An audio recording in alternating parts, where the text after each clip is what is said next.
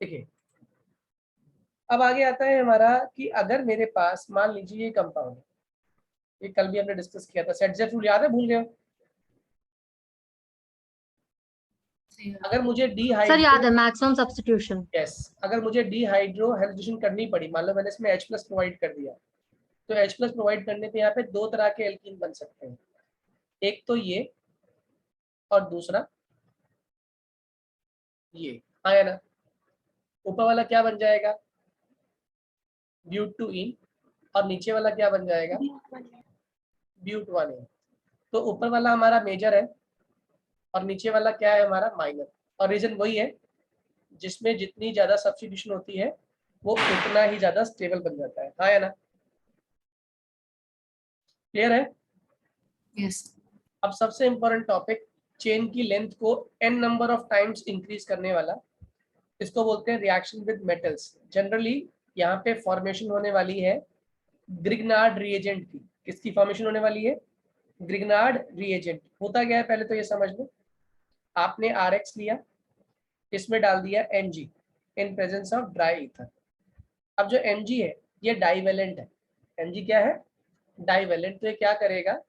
R और X के बीच में जाके उनके साथ बॉन्ड फॉर्मेशन कर लेगा और क्या बना लेगा? RMgX। क्या मेरी बात समझ आ रही है? RX में क्या डाल दिया? Mg in presence of dry ether, तो क्या फॉर्म कर देगा ये? RMgX, हाँ या ना? जल्दी बोलो। अब इस RMgX में आपने क्या किया? पानी डाल दिया। क्या डाल दिया? पानी। RMgX में जैसे ही आपने पानी डाला, इसने क्या फॉर्म कर लिया?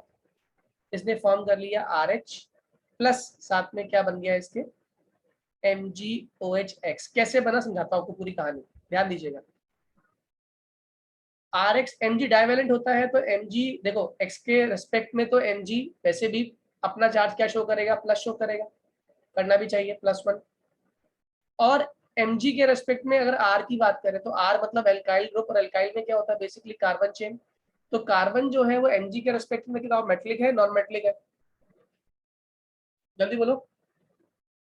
कार्बन जो होता है, कार्बन चेन जो है, उसमें कार्बन Mg के रेस्पेक्ट में मेटलिक है या नॉन मेटलिक है?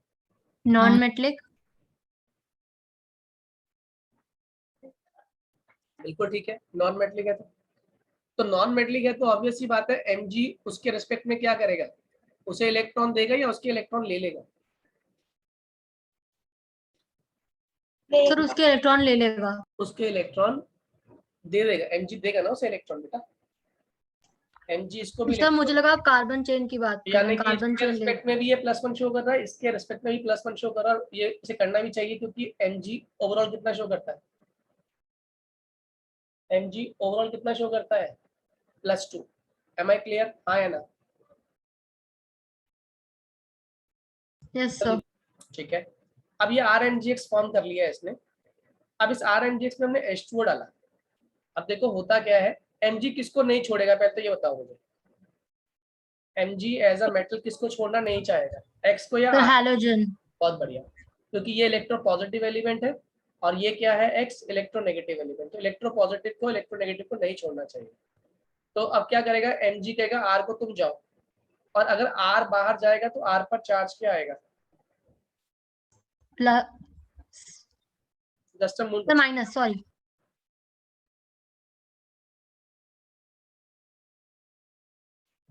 RMgX जो बन गया हमारा, इसमें RX पहले आपने लिया एल्काइल हैलाइड, इसमें Mg डाला, तो Mg डाइवेलेंट है इसलिए Mg दोनों के बीच में एक ब्रिजिंग ग्रुप की तरह बिहेव कर रहा है, और उसने क्या कंपाउंड फॉर्म कर लिया? RMgX, है ना?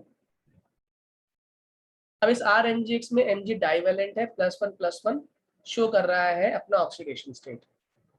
अब Mg किसको नहीं छोड़ेगा? आपने कहा सर हेलोजन को नहीं छोड़ेगा, इसलिए X के साथ तो बॉन्ड तोड़ने का मतलब ही नहीं बनता। Mg ने कहा R को आप जाओ। क्यों जाओ? क्या कारण है? यहाँ पे पड़ोस में H2O था जो बेसिकली OH H+ और OH- में टूट रहा है। तो Mg ने कहा मेरे पास तो मौका है कि मैं OH- से कंबाइन कर जाऊं, और OH- तो एक ज्यादा इलेक्ट्रोनेगेटिव ग्रुप है और मुझे एक ज्यादा इलेक्ट्रोनेगेटिव ग्रुप के साथ कंबाइन भी करना चाहिए। तो वो यही करता है, क्या करता है? वो कंबाइन कर जाता है, ठीक है, ये कंबाइन कर जाता है और कंबाइन करने के बाद क्या करता है,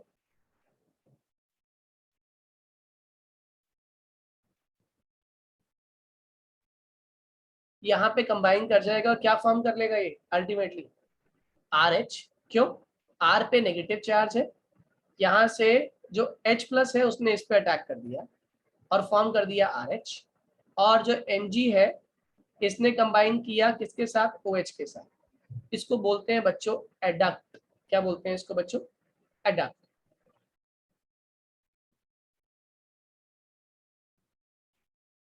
मेरी बात समझ आ रही है? देखो यहाँ से एक बेनिफिट हो गया अगर आप नोटिस करोगे, यहाँ पे मैं इस हेलोजन के बहाने एक R ग्रुप को लेकर आया, और जो ये R ग्रुप है it can be n number of carbon atoms, यानी कि मैं किसी भी ग्रुप में जब ये रिएजेंट डालूंगा RMgX, तो उस RMgX के बहाने में R की कितनी भी बड़ी लेंथ शेयर कर सकता हूँ। जैसे एग्जाम्पल के तौर पे मुझे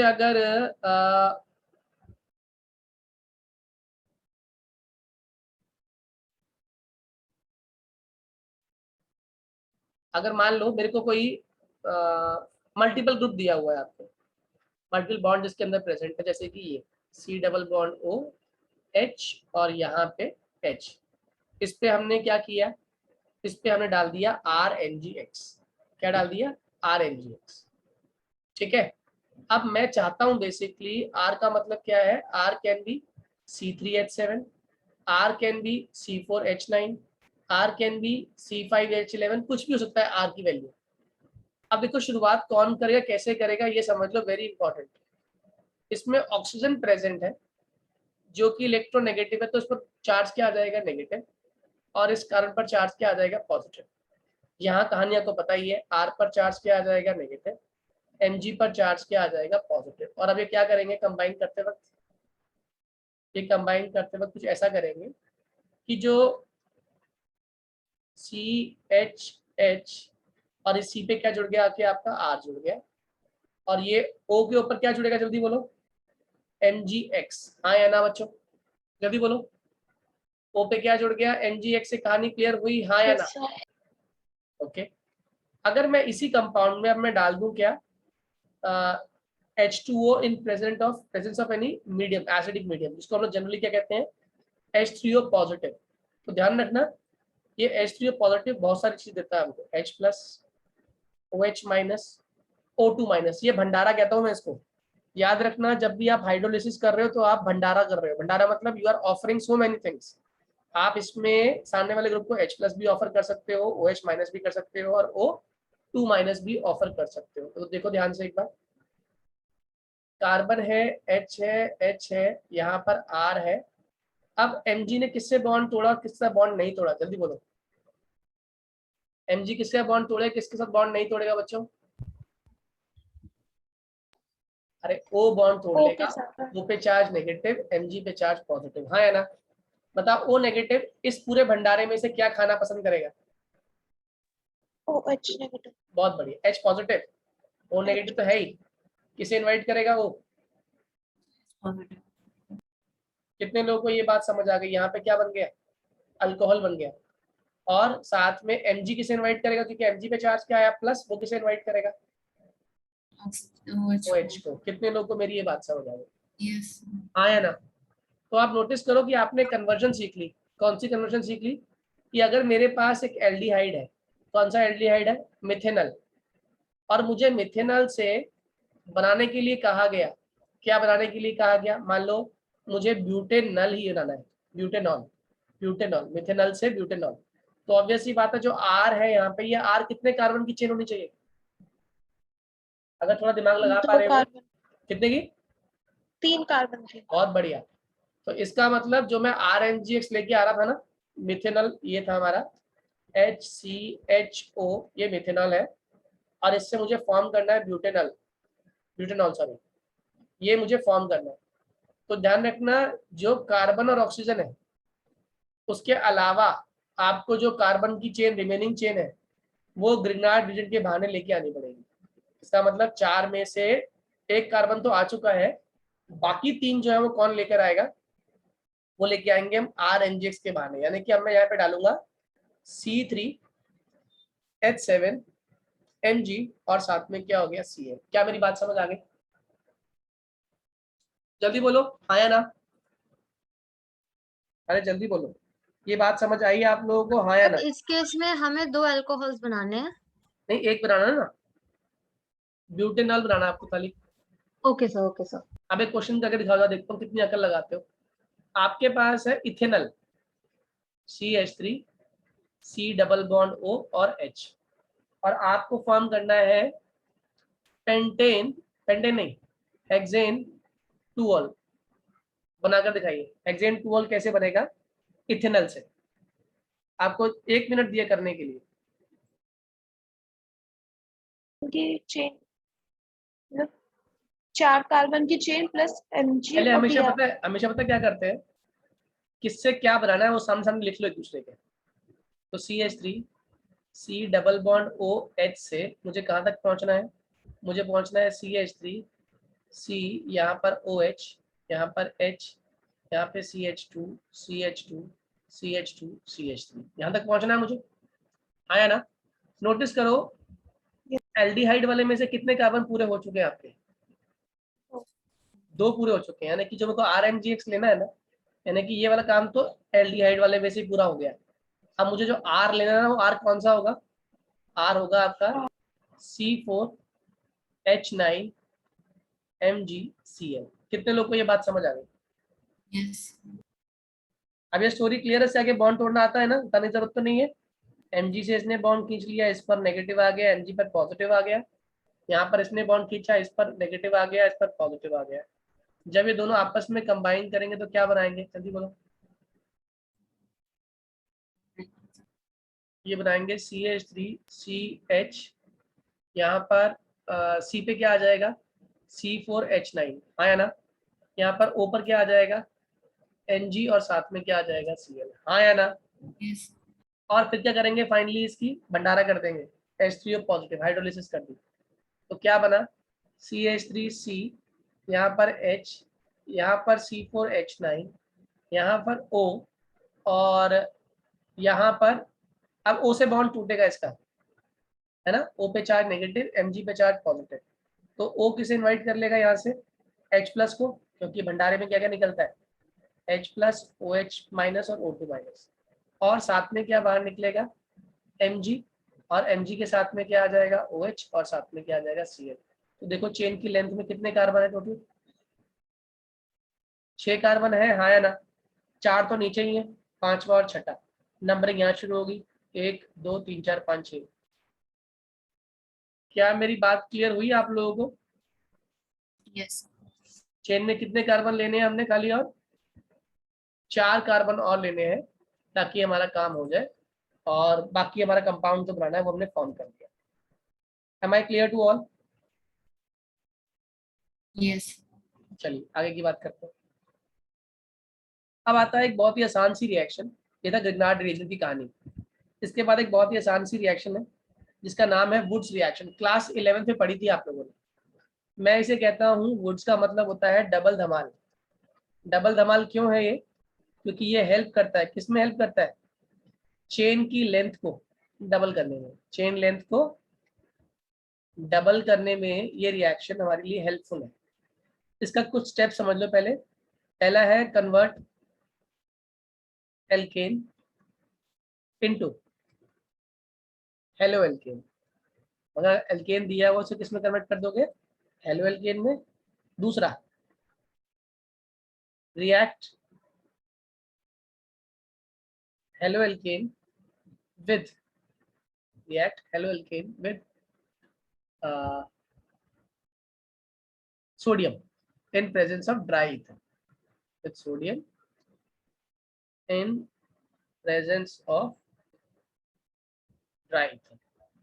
देखो क्या मतलब है, आपको क्वेश्चन आया कन्वर्ट इथेन इनटू ब्यूटेन, ये कन्वर्जन है बच्चों आप लोगों की। तो आपको दिख रहा है कि सीधा सीधा चेन लेंथ क्या हो रही है, डबल हो रही है, हाँ या ना? चेन लेंथ क्या हो रही है, डबल हो रही है। तो हम क्या करने वाले हैं, सबसे पहले हमने स्टेप वाइज फॉलो करेंगे।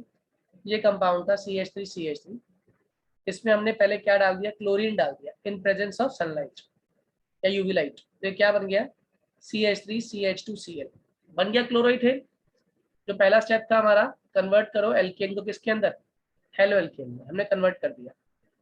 अब मुझे चेन की लेंथ डबल करनी, तो ऑब्वियस सी बात है, ये जो बनाया हमने, इसे कितने मोल लेने पड़ेंगे, इसके 2 मोल लेने पड़ेंगे। तो हमने 2 मोल्स ले लिए CH3CH2Cl के, और किस तरीके से अब Cl को बाहर निकाल दें और बची हुई चेन को आपस में जोड़ दे तो काम पूरा हो जाएगा।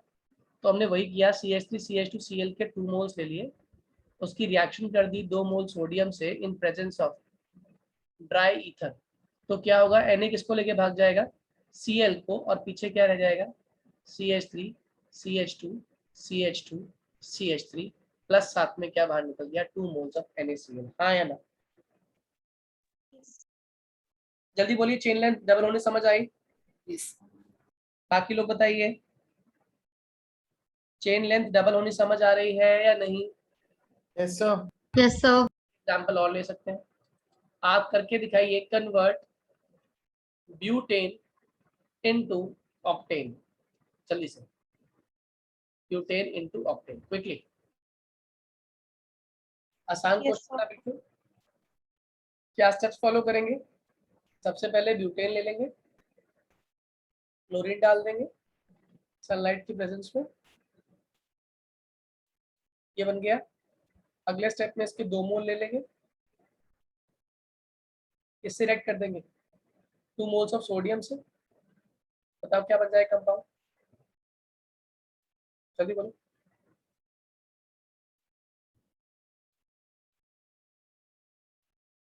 हाँ या ना? यस ये जो थी, ये रिएक्शन थी वुड्स रिएक्शन। कौन सी रिएक्शन, वुड्स। वुड्स के साथ एक और साइंटिस्ट हुए जिनका नाम था फिटिक। वुड्स ने अपनी जो रिएक्शन दी वो एलिफैटिक कंपाउंड्स के लिए दी। फिटिक ने कहा क्यों ना मैं ये काम एरोमेटिक में करके देखता हूँ। तो उसने बेंजीन लिया, क्लोरीन डाला, क्लोरीन इसमें ऐसे सनलाइट में नहीं डलता, इसमें क्या डालना पड़ता है, एनहाइड्रस AlCl3 या फिर FeCl3 इसमें डाला। तो यहाँ पर क्या बन गया हमारा, क्लोरोबेंजीन, साथ में HCl बाहर निकल गया।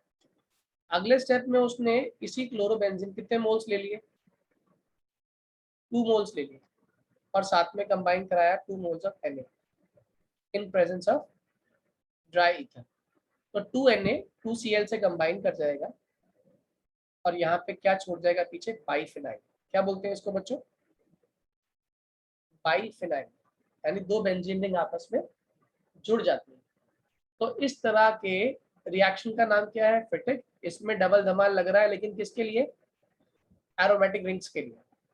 क्या मेरी बात समझ आ गई? हाँ या ना? यस ओके, तो वुड्स हो गया, फिटिक हो गया। इसके बाद आता है हमारा, इन दोनों ने कोलैब कर दिया, कोलैबोरेशन कर दिया, वुड्स और फिटिक ने, रिएक्शन बन के आ गई वुड्स फिटिक क्या। सर फिटिक वाले हाँ बोलो, क्या कहते हैं फिटिक वाले में, क्या ऐश्वर्या, आवाज नहीं आती तुम्हारी, क्या इशिता आप कुछ बोलना, ऐश्वर्या की आवाज तो नहीं आ रही। Ishita, am I audible? Ishita, Krish, Palak, Suryansh, am I audible? Vidhi? Sir अब आई आवाज, अभी बीच में कट रही है। ऐश्वर्या आप बोलो, क्या कह रही थी? सर मैं ये बोल रही थी कि 2Na ही ऐड होगा ना फिटिक रिएक्शन में भी। तभी तो दोनों Cl बाहर निकलेंगे, है ना, 2 NaCl। सर हमें बाय प्रोडक्ट्स ही मेंशन करने होंगे। हाँ जी, आप करोगे तो अच्छी बात है, करोगे तो बहुत अच्छी बात है।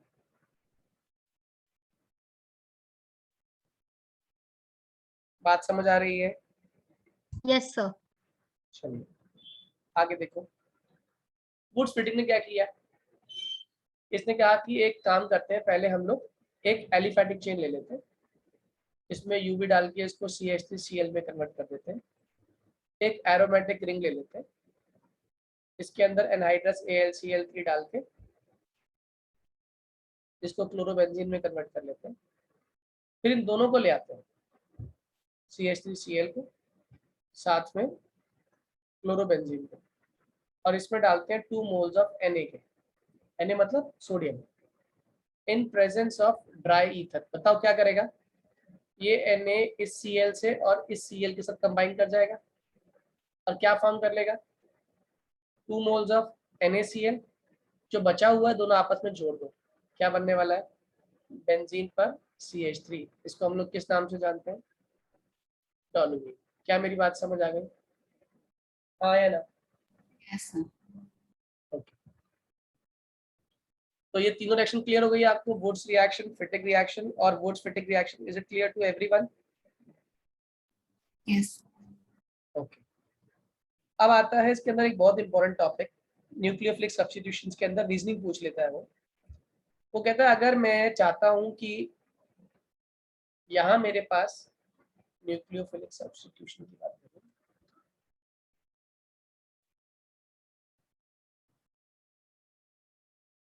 इसमें क्लोरोबेंजीन लगा हुआ है, ठीक है? इसमें हमने क्या डाला? NaOH डाला in presence of 623 kelvin, temperature इतना रखा और साथ में एक एसिडिक मीडियम रखा। तो बच्चों डायरेक्टली क्या फॉर्म कर लेता है? OH। लेकिन असल में रिएक्शन कैसे होती है मैं क्लियर करता हूँ आपको। अभी तक आप क्लास 10 तक पढ़ते आए कि जो क्लोरोबेंजीन, जो NaOH होता है कैसे टूटता है? Na प्लस और OH माइनस में, है ना? लेकिन NaOH ऐसे टूटता नहीं है। NaOH टूटता है NaO नेगेटिव और H पॉजिटिव में। बताओ हाँ या ना? Yes. और ऐसा क्यों होना चाहिए? ये बिल्कुल वैसा ही है जैसे Mg की बात कर रहे थे आप। Mg डाइवेलेंट मेटल है, ऑक्सीजन भी डाइवेलेंट मेटल है, लेकिन ये नेगेटिव है। तो नेगेटिव किसको नहीं जाने देगा अपने पास से?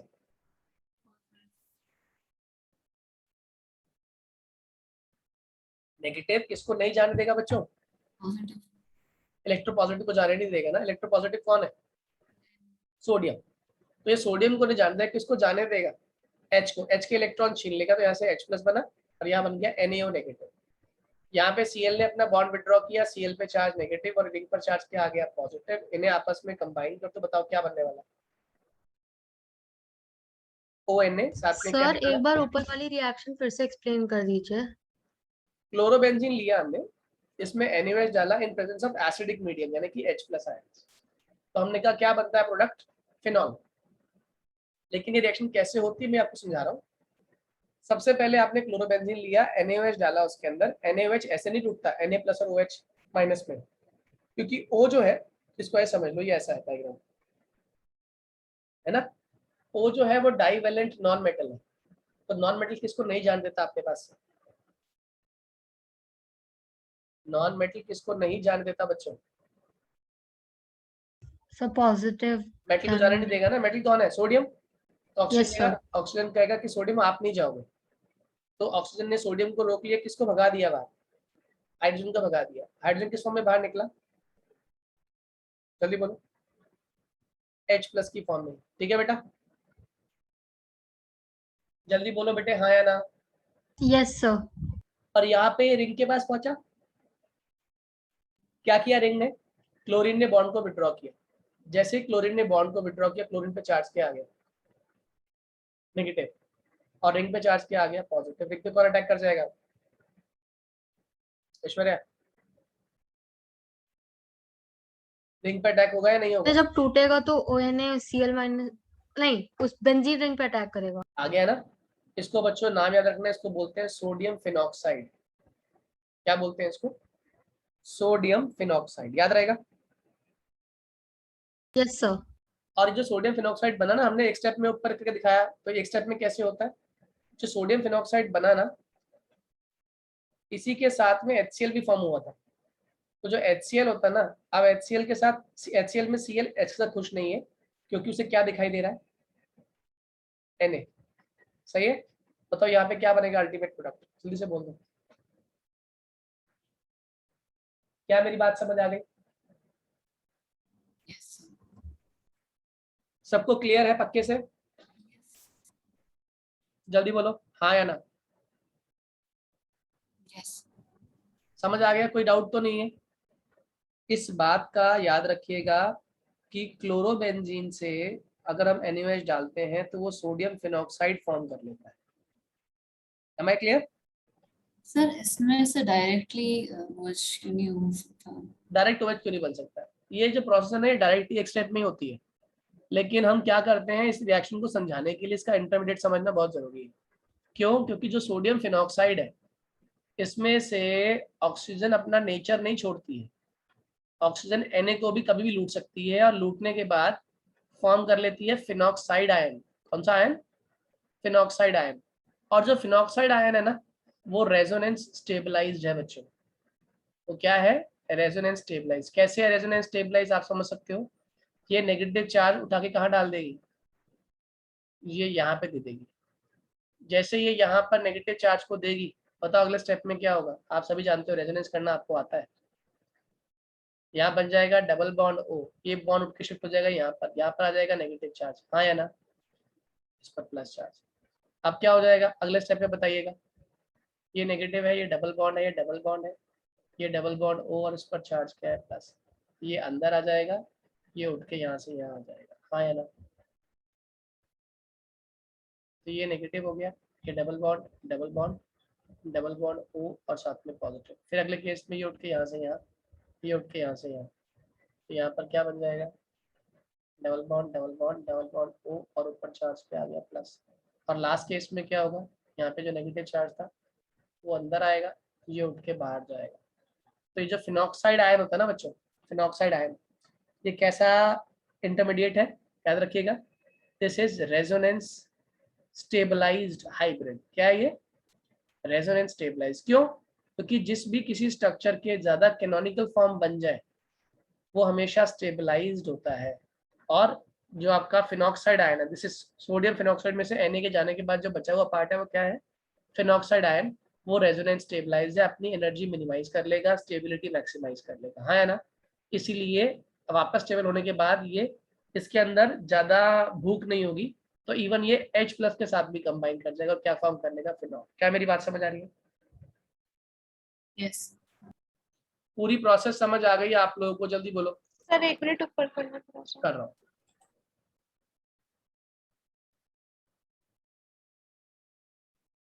CH3 रह जाएगा। यहाँ से Cl H7 के बाहर भाग जाएगा, पीछे रह जाएगा COCH3। और ऐसे ही इसकी पैरा पोजीशन में पूरा रिपीट कर रहा हूँ, फ्लो चार्ट ध्यान से समझिएगा। मैं अब डायग्राम के साथ समझा रहा हूँ, फ्लो के साथ। देखिएगा, सबसे पहले आपने क्या लिया? आपने लिया क्लोरोबेंजीन, ठीक है, ये आपका सेंट्रल ग्रुप था। इसमें आपने क्या डाल दिया? आपने कहा क्लोरीन डालते हैं, वो भी किसकी प्रेजेंस में? एनहाइड्रस AlCl3 की प्रेजेंस में। मैंने कहा Cl कैसा ग्रुप है? आपने कहा EDG। तो आने वाले क्लोरीन का वेलकम कहाँ कहाँ करेगा? एक करेगा ऑर्थो पोजीशन पे, एक करेगा पैरा पोजीशन पे। जिसमें पैरा वाला क्या होता है? मेजर। पता है ना ये बात, बताने की जरूरत तो नहीं है। This is major, this is minor, because of stability, because of symmetry. Para वाला सिमेट्रिकल है, रिपल्शन मिनिमम है, इसीलिए ये मेजर प्रोडक्ट है। ऑर्थो वाले के अंदर आपस में रिपल्शन होती है, इसलिए वो माइनर प्रोडक्ट है। फिर हमने कहा अगर मैं इसी क्लोरोबेंजीन में क्या डाल दूं? आपने कहा इसमें आप HNO3 डाल दो, एसिड। तो हमने वही किया, हमने HNO3 को डाल दिया। मैंने कहा HNO3 डालने का तरीका सीखो, कोई भी एसिड बेंजीन रिंग के हिसाब से तोड़ना सीखो। जुगाड़, जुगाड़ क्या है? एसिड में एसिड के 2 हिस्से कर देना, एक हिस्सा OH और एक बचा हुआ हिस्सा। OH क्यों किया? क्योंकि बेंजीन रिंग के अंदर ऑर्थो पैरा ऑर्थो पोजीशन पे क्या मौजूद है? हाइड्रोजन। तो क्या होगा, ये जो OH है ये H से कंबाइन कर जाएगा और क्या बन के बाहर निकल जाएगा? वाटर बन के बाहर निकल जाएगा। और उन पोजीशंस पे कौन अटैक कर जाएगा? Remaining part. रिमेनिंग पार्ट कौन है? नाइट्रो। जैसे यहाँ पर ऑर्थो पे आ गया नाइट्रो और पैरा पे आ गया नाइट्रो। मेरी बात समझ आ रही है? Yes. फिर इसी के बाद हमने कहा कि क्यों ना मैं इसमें सल्फ्यूरिक एसिड डाल दूं। उससे क्या होगा? सल्फ्यूरिक एसिड से कहानी तो वही रहेगी, सिमिलर ही, बस फर्क क्या हो जाएगा कि जो सल्फ्यूरिक एसिड है उसके 2 हिस्से वही करने हैं बेंजीन रिंग के रिस्पेक्ट में, OH और रिमेनिंग पार्ट।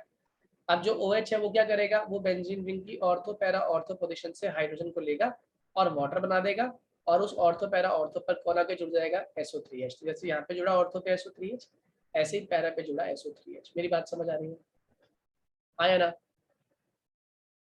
इसके बाद आता है हमारा, अगर हम इसी क्लोरोबेंजीन में डाल दें CH3Cl, क्या डालें, CH3Cl अल्काइल हैलाइड, किसकी प्रेजेंस में, in presence of anhydrous AlCl, तो क्या होगा। तो मैंने कहा कि जो ये CH3 पार्ट था वो तो रहेगा, जो Cl पार्ट है, ये Cl पार्ट जो, सॉरी, जो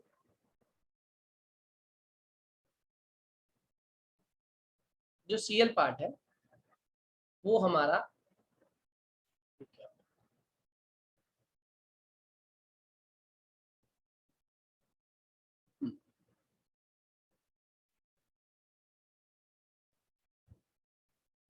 देखिए CH3 पार्ट तो रहेगा, जो Cl पार्ट है वो H के साथ कंबाइन कर जाएगा और HCl फॉर्म कर लेगा। तो हमारे दो बनेंगे प्रोडक्ट, एक तो बनेगा ऑर्थो वाला और एक बनेगा पैरा वाला। इस रिएक्शन का नाम क्या है, स्पेसिफिक नेम रिएक्शन है, इसका नाम है फ्रीडल-क्राफ्ट एल्काइलेशन। एल्काइलेशन मतलब एल्काइल की एडिशन हो रही है।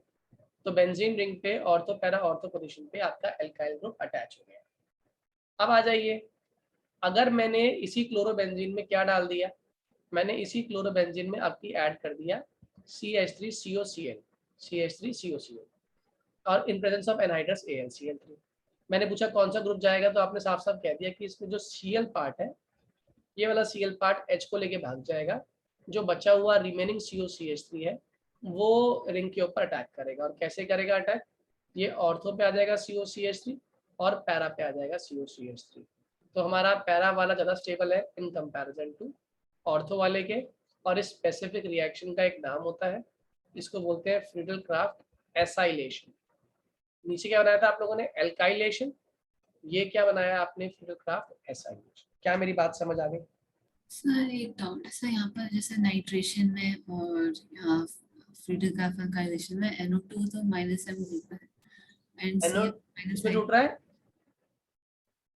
सर नाइट्रेशन में Cl तो -I ग्रुप है, तो जहाँ NO2 लगा है वो खुद -M ग्रुप है, वहाँ तो NO2 -M है मान लिया, लेकिन NO2 की आने की पोजीशन को डिसाइड कौन कर रहा है, क्लोरीन कर रहा है ना बेटा। सर क्लोरीन भी -I शो कर रहा है, तो वहाँ पर इलेक्ट्रॉन डिफिशिएंसी नहीं होना चाहिए जहाँ पर मेटल। ये बिल्कुल सही कहा आपने, ये एसिडिक कंपाउंड बनाएगा, this is going to be acidic compound, क्योंकि विड्रॉइंग ग्रुप लग रहे हैं और विड्रॉइंग ग्रुप क्या करेंगे, इलेक्ट्रॉन डेंसिटी कम कर देंगे, एसिडिटी बढ़ा देंगे। तो आप जोड़ कैसे रहे हैं पहले?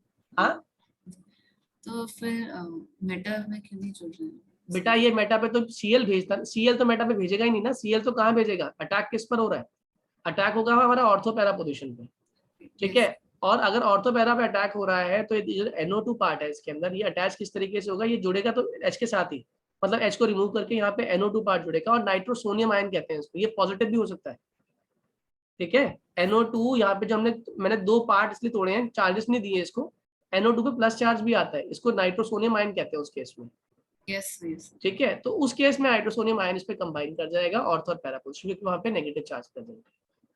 क्या मेरी बात समझ आ रही है बेटे, यस यस ठीक है। ये पूरा फ्लो चार्ट अगर आपने तैयार कर लिया तो आपकी मेजर रिएक्शंस तैयार हो गई। और हेलो एल्केन्स हेलो अरीन जो चैप्टर है, ये आपकी उसके लास्ट रिएक्शंस थी जो आपने कंप्लीट कर ली है। ये